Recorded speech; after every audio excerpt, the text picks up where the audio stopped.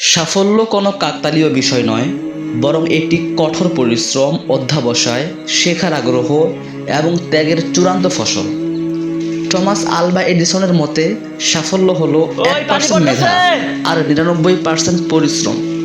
আর APJ Abdul Kalam শিখিয়েছেন যে সূর্যের মতো উজ্জ্বল হতে হলে আগে সূর্যের মতো পুড়তে হয়। মনে রাখবেন, স্বপ্ন সেটা নয় যেটা মানুষ ঘুমিয়ে দেখে, স্বপ্ন হলো সেটা যা মানুষকে ঘুমাতে দেয় না। সাফল্যের কোনো শর্টকাট নেই, এর একমাত্র রাস্তা কেবল পরিশ্রমের উপর দিয়েই যায়।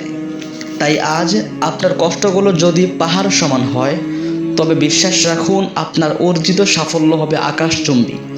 কারণ পরিশ্রম কখনোই বৃথা যায় না।